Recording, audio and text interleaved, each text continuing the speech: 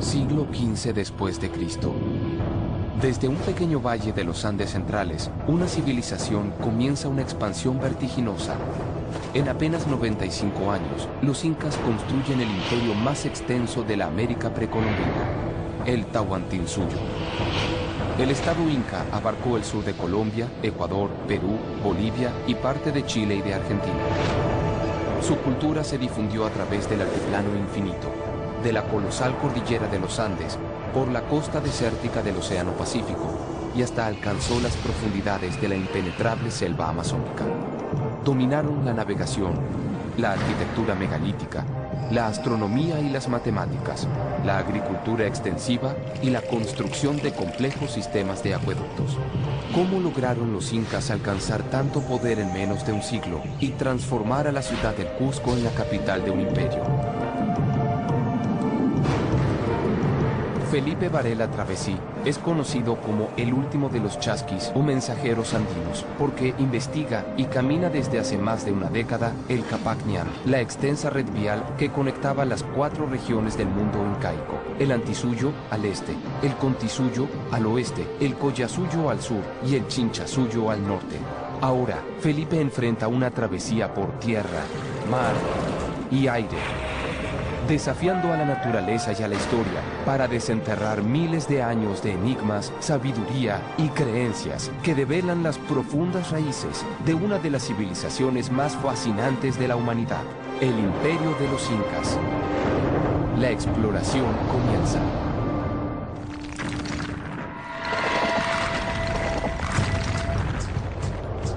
La exploración inicia su capítulo final, al noreste de Perú, en la más inhóspita de las regiones del Imperio de los Incas, el Antisuyo. Alrededor de 1450, Túpac Yupanqui, el rey inca que más territorios anexó al imperio, partió del Cusco con su poderoso ejército, habituado a la victoria. Pero en las selvas altas del Antisuyo, chocó contra los chachapoyas, que resistieron durante décadas el avance invasor. El arqueólogo Mario Malaver espera en Macro, una de las más ricas ciudades chachapoyas que cayó en manos incas luego de un sitio sangriento. Hola Felipe, ¿cómo estás? Ya estamos aquí en Macro. ¿Qué es lo que quiere decir chachapoyas? Bueno, chachapoyas viene a ser un término quechua o aymara, que conoces, que significa gente de las nubes. Macro era el sitio encargado de la administración de la parte baja que abastecía a la parte alta, ya sea el maíz o también algodón para producir los textiles, ¿no? Y bueno, conquistaron la parte administrativa, como ves, pero todavía faltó la parte más importante, que es la parte ideológica, ¿no? Que es Cuela. Túpac Yupanqui sabía que debía conquistar Cuela, donde se encontraba uno de los principales adoratorios y el principal centro religioso de Chachapoyas, porque toda la sociedad se manejaba en base a la parte ideológica.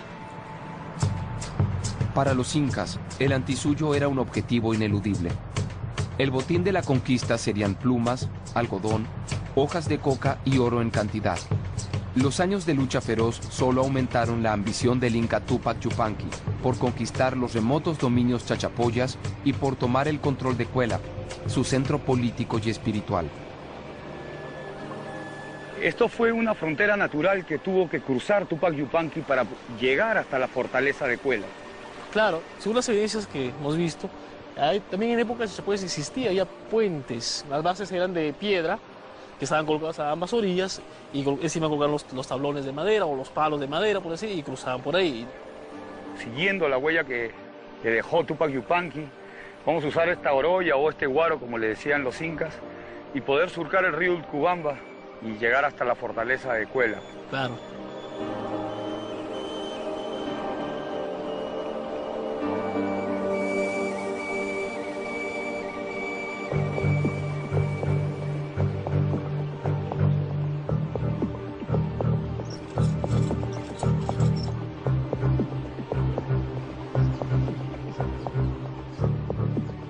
Desde el río Utcubamba, el ejército inca ascendió por un sendero corto pero empinado, a través de la espesura, expuesto a los ataques por sorpresa, hasta llegar a la planicie de Marcapampa, dominada por la desafiante fortaleza desde lo alto del cerro La Barreta.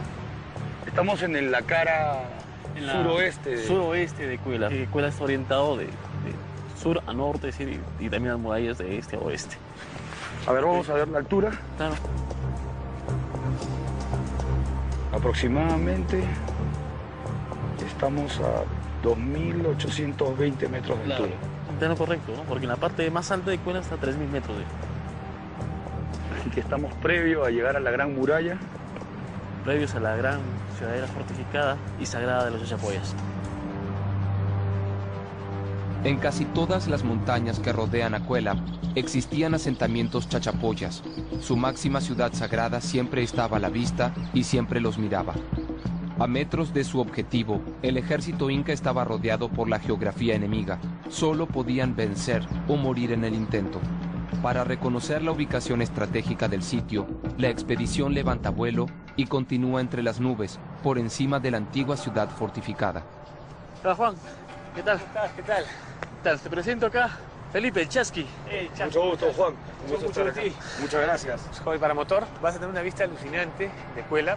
Las condiciones están buenas, el viento está bueno, tenemos un poquito de turbulencia, así que te recomiendo que vueles paralelo a la ciudadela, aproveches las corrientes ascendentes que te va a dar acá la ladera y por lo demás creo que vas a tener un magnífico vuelo.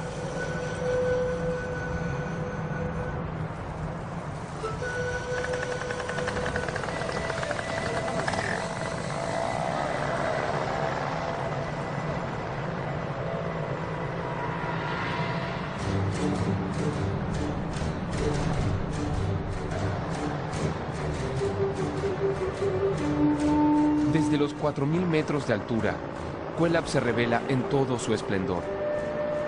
Una ciudad de casi 6 hectáreas, repleta de edificaciones circulares, que albergaron a una población estimada de 3.000 personas. Aún hoy, es un testimonio deslumbrante del poderío chachapoya y domina inalcanzable el territorio de los hombres de las nubes.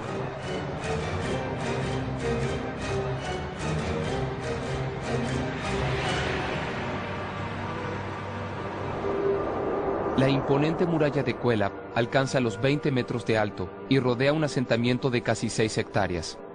Fue construida por los chachapoyas hacia el año 1000 y 4 siglos más tarde rechazó la embestida final del ejército del Inca Túpac Yupanqui.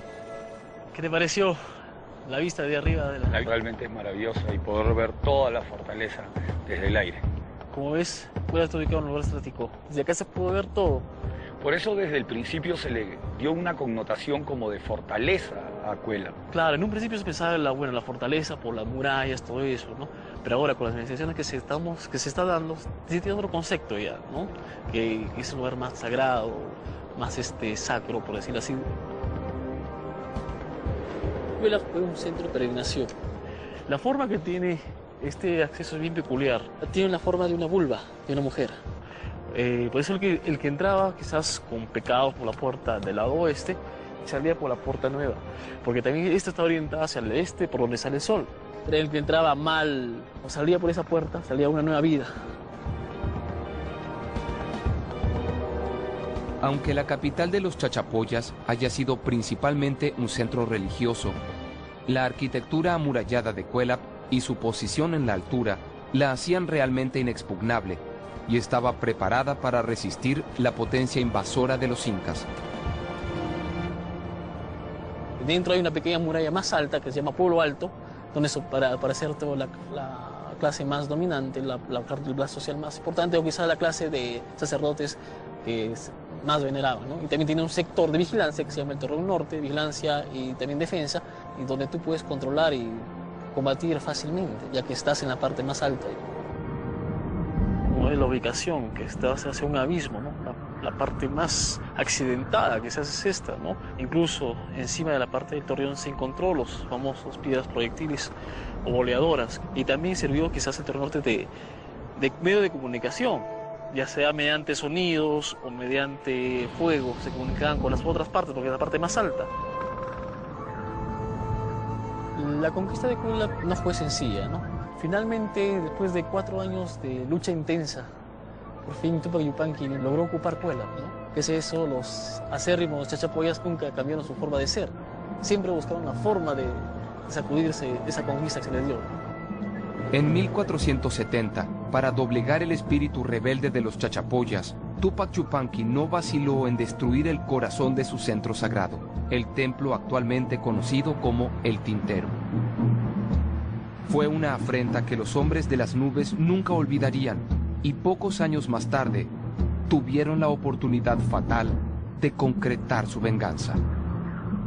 Como ves, lamentablemente, el Tintero fue destruido, en parte, en época inca. Como consecuencia de ese resentimiento que tuvieron los chachapoyas con los incas, fue que muy rápidamente a la llegada de los españoles, los chachapoyas le dan apoyo a los recién llegados de Europa. Sí, porque ellos anteriormente se venían siempre levantando contra los incas, ¿no? Y qué más aprovecharon esta alianza con los españoles para poder dar fin también al imperio incaico, ¿no? Pero igualmente los incas, ¿no? Después de ser conquistadores pasaron a ser conquistados. Creo que estando aquí en el Tintero, en el lugar principal del centro ceremonial de Cuélap, vamos a hacer una pequeña ceremonia.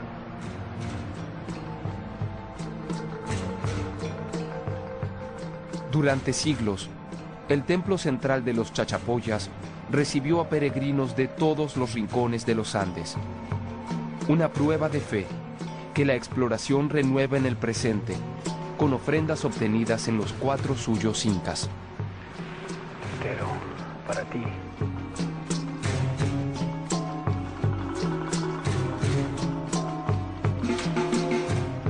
Traemos tu espóndilos de los mares del norte. Lo traían nuestros antiguos desde el Ecuador.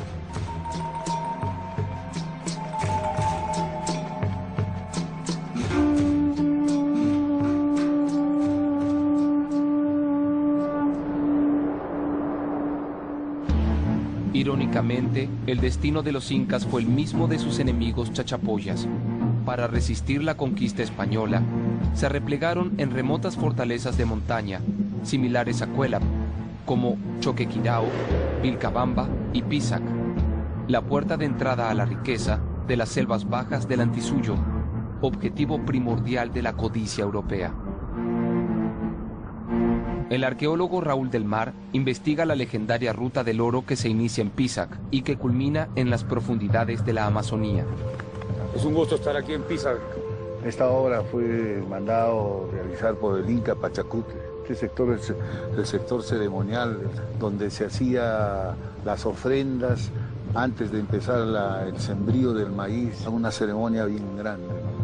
Tiene muchísima connotación religiosa Pisac, pero también tiene una función administrativa importante. ¿Cuál fue esa función? Puede hacer que también acá se almacenaba el oro que era extraído de los ríos de las selvas, entonces eran distribuidas a lo largo del Tahuantinsuyo para que se puedan trabajar. De la ceja de selva se traía maíz, se traía ají, se traía plumas y también se traía oro. Y Pisac era importante porque era un centro de control intermedio entre el Cusco y la selva. Los productos exóticos y las enormes riquezas en metal que llegaban a Pisac desde las selvas del este debían ser contabilizadas y distribuidas a todo el imperio. Así, surgió la necesidad de crear una tecnología que permitía almacenar y conservar de manera segura grandes cantidades de materias primas y tesoros.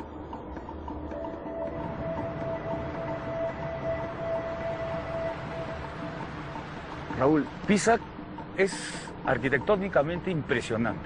Claro, esta es una ciudad completa, es una yacta, entonces cada yacta tiene diferentes sectores. Todo este sector que ves acá, arriba, es un sector donde hay colcas que se guardaban vestidos, alimentos y también servían para guardar todos los minerales como el oro, la plata que eran traídos desde los Andes. Las colcas son depósitos y tienen diferentes tipos de construcción. Depende del producto que se va a almacenar en esos sitios. Tienen todo un complejo sistema de ventilación, de tratamiento para que se pueda conservar y proteger estos productos. Los incas construían las colcas o depósitos en pasos estrechos entre montañas para aprovechar los vientos encajonados y variaban la altura de su emplazamiento para producir diferencias de humedad y temperatura del aire en su interior. Además de las colcas, existían otras reservas donde los incas acopiaron metales preciosos, las tumbas, que también fueron víctimas del voraz saqueo español. Este es todo, es un contexto funerario, ¿no? Corresponde a entierros de los pobladores de esta zona, ¿no? ¿Qué contenían dentro de estas tumbas? Estas tumbas tenían cerámicas, tenían sus objetos preciosos, ¿no? Hechos en oro, en plata, sus cuchillos, sus adornos, que les iban a servir en su viaje hacia el otro mundo. Exacto. Y por eso mismo ha sido saqueado, porque estas tumbas contenían riquezas. Se dieron muy rápidamente cuenta los incas que los españoles andaban tras de ellos y buscaron lugares para esconder los tesoros, el oro. Hay un mito y una leyenda importante como es el Paititi, un lugar que cuentan que es el Dorado. Sí, justamente tú lo dices, es un mito. Se han hecho cientos de expediciones desde la época española hasta ahora, ¿no? Entonces buscando el Paititi, el Paititi. La leyenda del Paititi ha causado expectativas durante muchos años, cientos de años. Parte de esa riqueza posiblemente haya sido escondido en las selvas del Antisuyo, ¿no? Porque son lugares inaccesibles, con muchas alimañas, enfermedades, todo. Y por eso es que han muerto muchos españoles y también mucha gente de los tipos modernos. Las pistas para llegar a los templos dorados del Paititi están sepultadas en las selvas de la Amazonía peruana. La exploración avanza tras el rastro de la mítica ciudad de oro y sobre las huellas de cientos de aventureros que en la mayoría de los casos se desvanecieron en la espesura del misterio.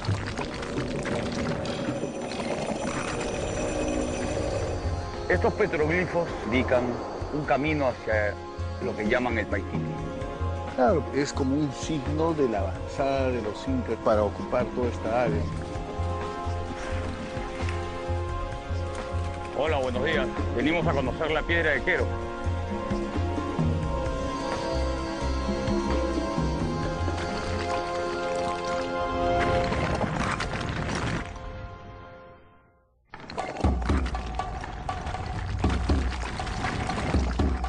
La travesía continúa hacia las profundidades del misterioso Antisuyo, la región oriental y menos explorada del imperio. Según las leyendas, en medio de la selva amazónica peruana, los incas construyeron el Paititi, una mítica ciudad donde habrían ocultado sus mayores tesoros. Bien. Puedes ver, toda la selva está cubierta por neblina. Desde acá estamos en un piso de 4100 más o menos. Desde acá tenemos que bajar hacia las selvas bajas de Vilcopata, Cintuya y Santa Cruz. Entonces, debajo de estas nubes y de esta neblina se encuentra el Antisuyo, posiblemente el lugar de ubicación del Paititi. Vamos a encontrar cantidades de grupos arqueológicos donde, bueno, se ha creado todos esos mitos y esas leyendas sobre la existencia del Paititi. Los incas creían que el dios Incarri había creado una ciudad igual al Cusco en la selva que hoy ocupa el Parque Nacional Manu. La leyenda del Paititi despertó la codicia de los conquistadores. En 1538, apenas caído el imperio, 600 españoles partieron hacia el Antisuyo. Solo encontraron selva y muerte.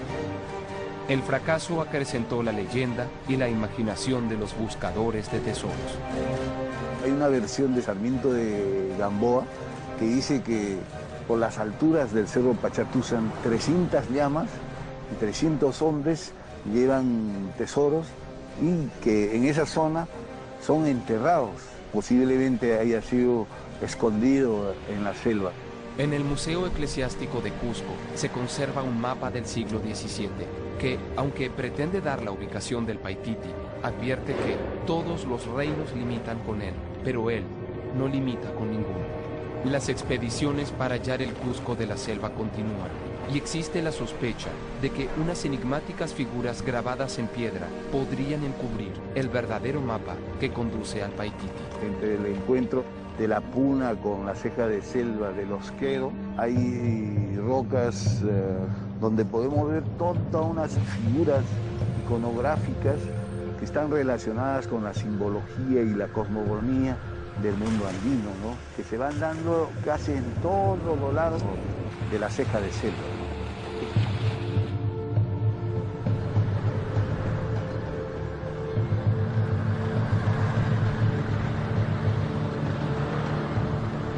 Para acá ya llegamos al sitio y hay que caminar desde acá a pie.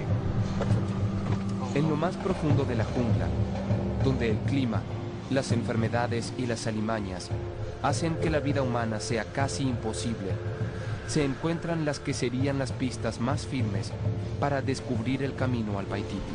Vamos a poder ver unos petroglifos de la comunidad de los Queros que limita con Pilcopato. Estos petroglifos también podrían ser una de las señas que indican un camino hacia lo que llaman el Paititi. Claro, puede ser la ubicación de muchos asentamientos o de muchas yachtas de época inca que se ubicaban a lo largo de la ceja de selva, la selva media, que es como un signo de la avanzada de los incas que han tenido para ocupar toda esta área, ¿no?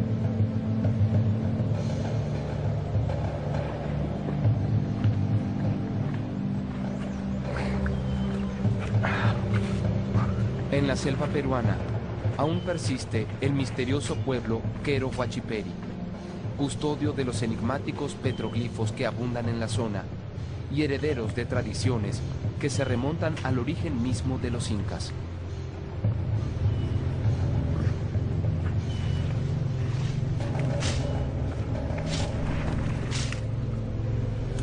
Hola, buenos días. Venimos a conocer la piedra de Quero. Esta piedra pertenece a la comunidad nativa de Queros. Yo soy neto de la comunidad de la etnia Huachiperi. Estoy realizando la limpieza, ¿no? También cuidando.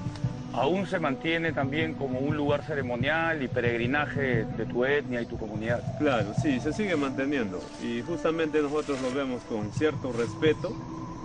Y para nosotros es una gran alegría que hayamos tenido esta piedra. ¿Cómo la conocen en tu etnia? En mi etnia se llama la piedra el Jinkiori. Traducido al castellano significa la piedra grabada. ¿Este diseño qué representa? Este diseño representa más o menos el tumi, ¿no? Era un cuchillo ceremonial. Claro. Pueden subir por este lado. Perfecto. Antes de eso nos vamos a sacar los zapatos de una manera de respeto a esta piedra sagrada de la Amazonía. Julio Cetello, que es el padre de la arqueología, manejan esa teoría, ¿no? De que el origen de la cultura peruana proviene de la selva, como los queros que proceden desde la época inca y que a la fecha guardan sus costumbres, su modo de vida de hace siglos.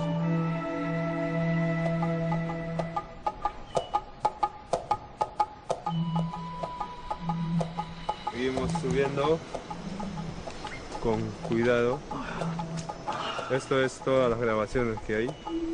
Algunas figuras dentro de esta roca de Queros tienen relación con lo que es la astronomía. Por ejemplo, podríamos ver la chacana, que podría ser la cruz del sur, que era la cruz pequeña, y Orión, que venía a ser la cruz grande, y así se les conocía en el mundo andino, ¿no? ¿Y hacen alguna ceremonia así de tu comunidad acá? Sí, cuando nosotros bajamos de Queros en balsa, siempre entramos un rato, ¿no? ¿Y hablan con la roca? Hablas así mentalmente. En nuestra lengua, Dios es Apan. Apan. No le decimos Apan, permítenos pasar y haznos llegar con tranquilidad a Pilcopata, ¿no? Eso nomás es lo que hacemos nosotros, cerramos los ojos un rato y ya, eso es todo. Hay mucha gente que esta simbología, estas representaciones simbólicas que se van grabando en las rocas, creen que son mapas que señalan algún tesoro o la ubicación de algún pueblo antiguo de la época inca que tiene muchos tesoros. Mira, yo he conocido a varios exploradores buscando el Paititi, ¿no? Pero yo creo que es en vano que los relacionen con el oro a las comunidades nativas. En nuestra etnia nadie ha conocido oro, ¿no? Ni hasta ahorita conocemos el oro. ¿Existe el Paititi?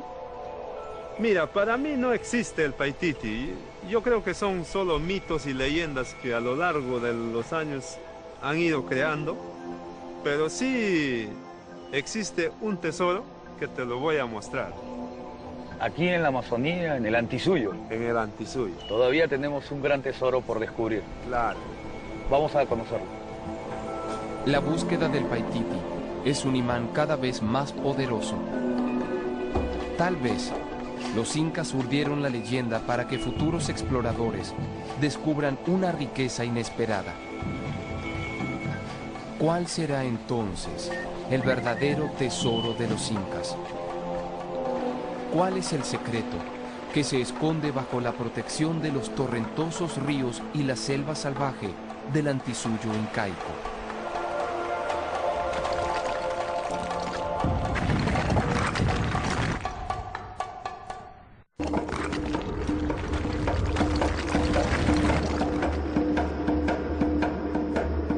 En lo más secreto de la selva peruana, el Antisuyo de los incas, una serie de misteriosos petroglifos arrastró a varias generaciones de exploradores en un vano intento por dar con el Paititi, la ciudad de oro perdida. Algunas de estas inscripciones en piedra se encuentran en el territorio de los Quero Huachiperi, posiblemente uno de los pueblos que dieron origen al gran estado incaico.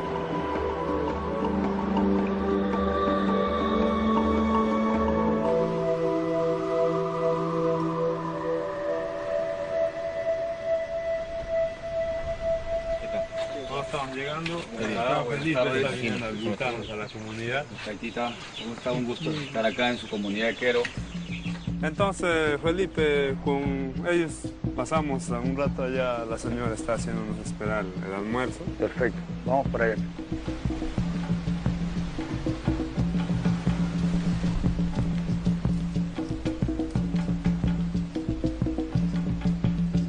Acá vamos a almorzar hoy día este pacamoto de gallina. Es algo tradicional. Te da un sabor muy agradable que lo puedes comer aunque sea así puro. Entonces, señora, la carne se mete aquí adentro del bambú. Sí, se mete la carne, se pedacea la carne, después sal nomás le pones, después lo metes a la paca, después tienes que estar golpeando para que no... Rodándolo para que no se queme.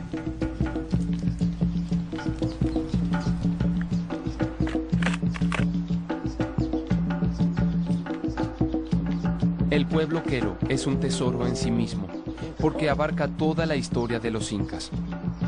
En los huachiperis de la selva estaría su origen, y en las cercanas cumbres heladas de los Andes, los Quero conservarían aún intacto el esplendor imperial. La comunidad de los Queros, amazónicos, ¿tiene alguna relación con los Queros andinos? Antiguamente yo creo que ha habido comunicación entre ellos, ¿no? Por ejemplo, una vez yo acompañaba a mi abuelo a pescar. Siempre se ve ese incendio o el fuego que está ardiendo, ¿no? Y yo le preguntaba que quiénes eran ellos, decía mi abuelo, ¿no? Esos son nuestros hermanos de Queros andinos, ¿no? Pero que es lejos. Y por ahí también los Queros andinos también dicen que allá hablan diciendo que nuestros hermanos están ahí abajo, ¿no? Ha habido una relación antiguamente, ¿no? Entonces la persona mayor, Felipe, te va a hacer una entrega de un pequeño presente para que lo lleves allá a nuestros hermanos de Queros andinos. Muchas gracias, Freddy. Bueno, mamita. Muchas gracias, Taitita. Muy agradecido, Taitita. Estas plumas son muy valiosas para nuestros hermanos andinos. Ellos continuamente llegaban de la sierra a la selva a llevar plumas. Ahora yo se las voy a llevar como chasqui y voy a llevar un saludo del pueblo quero amazónico. Gracias, Tais. La persona más mayor nos va a cantar una música dedicándoles al capiro, como si tú serías el capiro, la garza que estás viniendo y luego te vas y no sabemos cuándo vuelves, ¿no? Capiro, coñaque, coñaque, coñaque, coñaque, coñaque. Eren, capiro, capiro, coñaque, coñaque.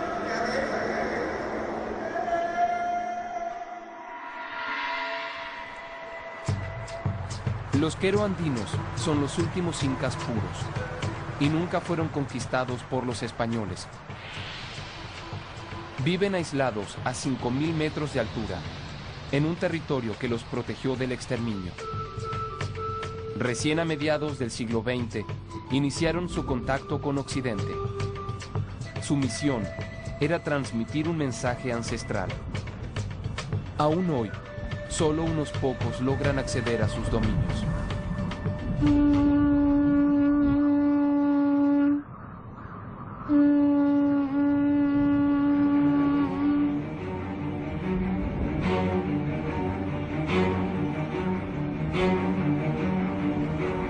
Antoine Georges es un investigador francés que convive desde hace una década con los quero.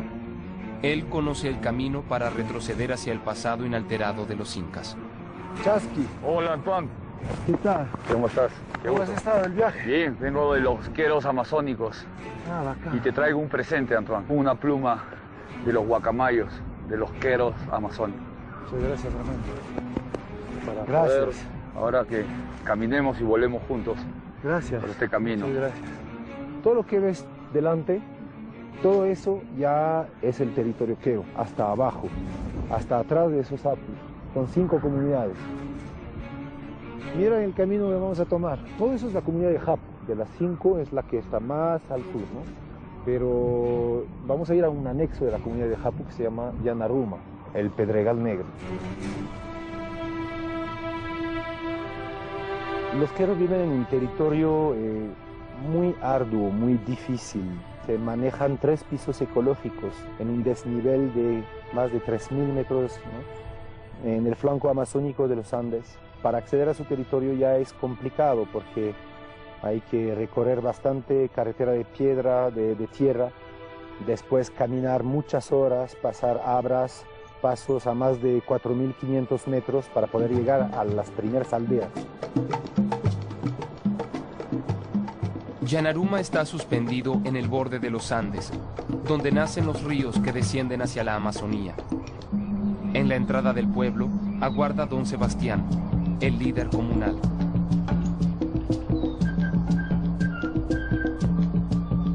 Les presento un amigo, Chasqui, que ha venido a visitarnos aquí. Los queros son una de las pocas poblaciones del Tahuantinsuyo que aún conservan sus tradiciones arraigadas, sobre todo incas.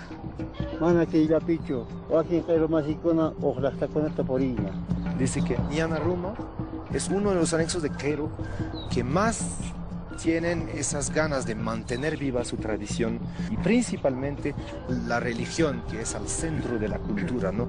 Con los pagos a la tierra y la relación con los apus, la Pachamama. Y eso generalmente se hace en el Coricancha. Es como el Coricancha de Cusco, que es el templo del sol. Congelado en el tiempo, el pueblo de Yanaruma mantiene el mismo trazado urbano que una ciudad inca original. Está dividido en una parte alta, Hanan, y una baja, Urin. El eje central divide el espacio de norte a sur y desemboca en el Coricancha, el infaltable templo circular inca, orientado hacia la salida del sol. Los quero han tenido la suerte de no sufrir la dominación colonial española. Cuentan la tradición que han masacrado la única expedición española que ha llegado allí y que no hubo ningún superviviente. y eso les ha protegido de la colonia española durante siglos.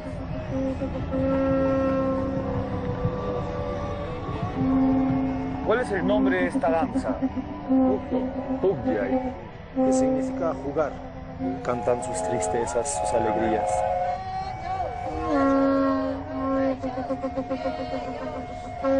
En Quero aún se puede ver muchos elementos, muchos rasgos culturales que ya existían en la civilización inca. La arquitectura, su vestimenta, con los símbolos que se transmiten de generación en generación y han mantenido su relación con sus divinidades, con toda su religión. ¿Cómo se ha ido transmitiendo ese conocimiento, por ejemplo, los tejidos? Antepasados han hecho, nuestros abuelos, nuestros tatarabuelos todavía. Nosotros estamos manteniendo de eso.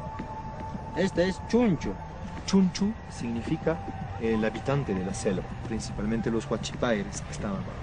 Posiblemente confirmar que Quero tal vez encuentra su origen abajo de la selva. Y tienen un símbolo que significa el Incarrí, el retorno del Inca. Incarrí era un personaje que cuando los conquistadores lo agarraron, lo cortaron en pedazos y lo enterraron, dicen, en las 4 partes del Tahuantinsuyo. Y hay una profecía que dice que cuando la cabeza de Incarrí se junte con todo el resto de su cuerpo, se restaurará la cultura del Tahuantinsuyo. Ese es Incarrí, nuestro poder. Las tradiciones incas han sobrevivido intactas en Yanaruma y el poder de Incarrí resurge en cada una de sus ceremonias milenarias. 5 siglos después de la caída del imperio, los sacerdotes Quero se preparan para realizar el pago a los dioses, un ritual común al mundo andino, pero que solo aquí se conserva en su estado primordial y que rara vez comparten con los pocos viajeros que logran alcanzar su impenetrable territorio en el techo de los Andes.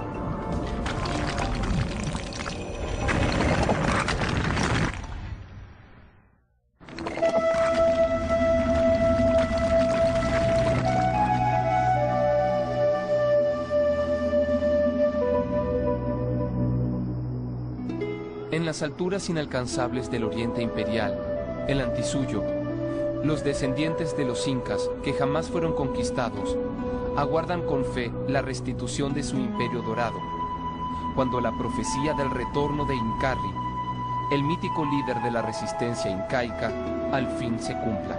Hasta tanto, reviven el esplendor de sus antepasados en cada una de sus ceremonias, de acceso casi imposible para cualquier persona ajena a su mundo, detenido en el tiempo.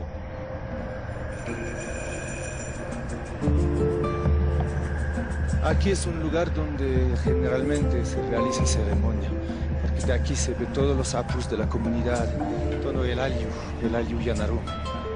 Les presento Chasqui, está viniendo de lejos. Chasqui, te invito a sentarte con los amigos aquí, al lado de nuestro Taytay Martín. Vamos a realizar la ceremonia de pago a la tierra. He traído un presente de nuestros hermanos del Antisuyo, de la Amazonía. He traído, Taitita, unas plumitas de guacamayo para nuestra mesa y para nuestro pueblo, para que siempre tenga ese contacto con nuestros pueblos del Antisuyo. La exploración llega a su fin. Las 4 regiones del Tahuantinsuyo, el gran estado incaico, fueron unidas por el último de los chasquis, los mensajeros sagrados de los Andes, para conocer los cimientos de 10.000 años de sabiduría, sobre los que los incas construyeron en tan solo un siglo el mayor imperio de América. De los pueblos del Collasuyo, en la región sur, obtuvieron los conocimientos con los que levantaron edificios megalíticos, con piedras de varias toneladas, que se unen entre sí con una precisión inigualable. Estas son las rocas más grandes que hemos visto en todo el Tahuantinsuyo, Vince. ¿Desde dónde la trajeron? Desde montaña. La cantera está allá, muy arriba. Y para trasladarlas tuvieron que tener una técnica especial. Exactamente. El transporte de las enormes piedras hasta lo alto de los Andes es uno de los grandes enigmas de la ingeniería antigua. Pero un dispositivo diseñado por el arquitecto Vincent Lee podría ser la respuesta final al misterio milenario. ¿Qué es esto, Vincent? Es mi máquina, es mi idea. Pero primero tenemos que mover la boca.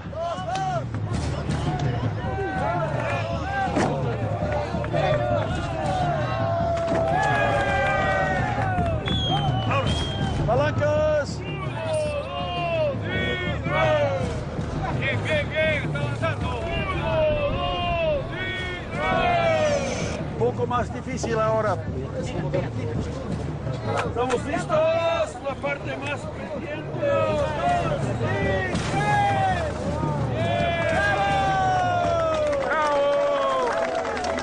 Con el tallado perfecto de las piedras, los incas eternizaron su poder y su gloria. Develar cómo lo hicieron es comprender la esencia de su legado. Usan un ángulo más o menos 45 grados. Lo principal es mantener la línea de la plomada. Y con eso es posible para duplicar abajo y atrás. Y como los incas, la gente está labrando aquí por 2 semanas para cortar esto.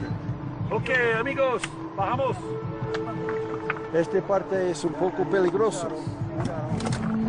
Está bien, está bien. Cuidado, cuidado. Poco más, poco más. Exacto. Mis ideas son teorías, nada más. Nadie sabe los métodos usados por los incas, pero me parece que los resultados son maravillosos.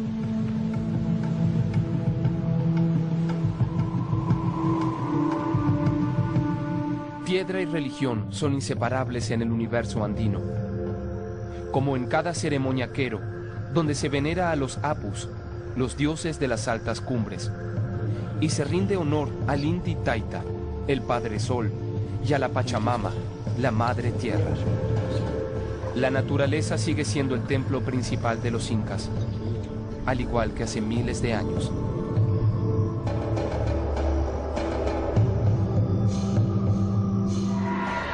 En la costa del Pacífico, los Nazca convirtieron el desierto en un descomunal adoratorio. Sus gigantescas líneas trazadas en las pampas del Contisuyo, el occidente del imperio, fueron reproducidas por los incas en el trazado urbano de sus ciudades, a las que diseñaron como megaformas animales de cara a los cielos sagrados. Se va a hacer un diseño de un camelio andino con las mismas técnicas que utilizaban los nazcas para diseñar sus líneas. Así es, consiste en trazar en el mismo terreno un dibujo, en este caso este camélido, en proporciones menores, y luego vamos a potencializar tantas veces como uno desee la figura en el plano horizontal. Una vez que ya tenemos la estaca ubicada, se usa una cuerda que se extiende a lo largo y sobre la figura que se va a elaborar. Pues, viendo ubicados los puntos básicos, vamos uniendo, interrelacionando cada uno de estos puntos. Y a las finales tenemos una figura.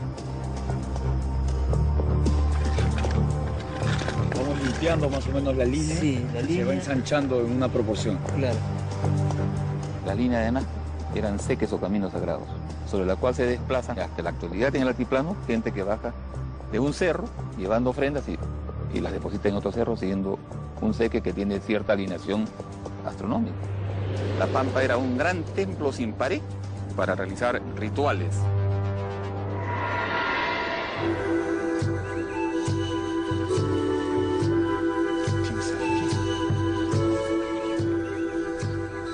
Ahora, Chasqui, vamos a soplar, ¿no? Para tener buen viaje, para tener buena salud, para todos nosotros, para nuestra comunidad.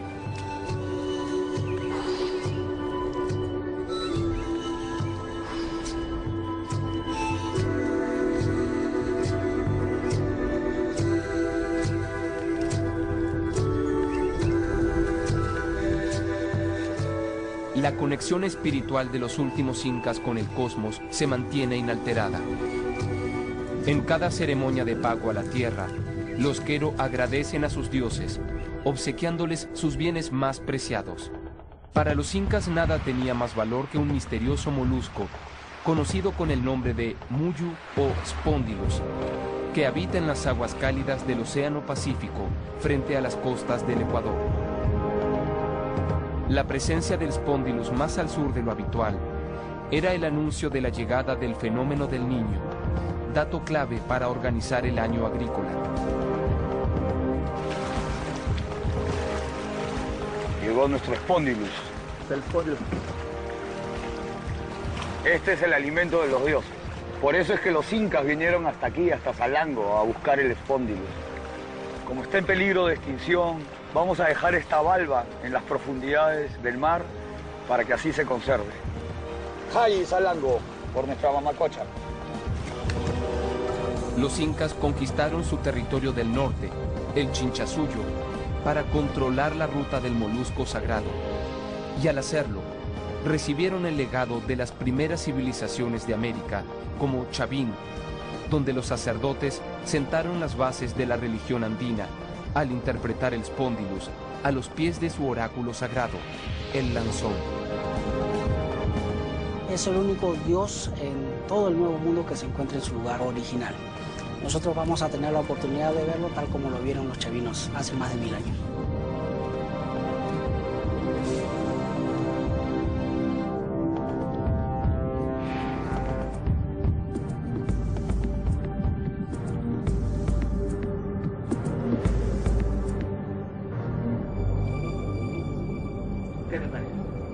Realmente impresionante. Uno entra aquí y tiene la sensación clara de estar en un lugar sagrado, aún cientos de años después que el sitio ya no funciona como templo. El oráculo de Chavín sigue hablando entonces. Así es. El Spondylus fue ignorado por los conquistadores y en su lugar, el oro fue el motor del saqueo y la destrucción del imperio.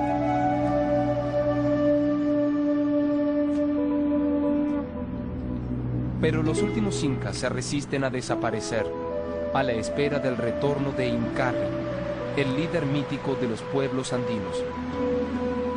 La profecía que los alienta augura un cambio radical, el Pachacuti. Será el fin de un ciclo de sometimiento y el inicio de una nueva edad de oro para los pueblos originarios a lo largo de todo el continente.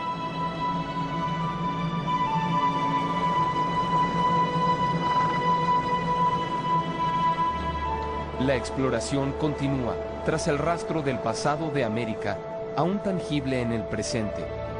Atenta a las señales de un futuro, quizás inminente.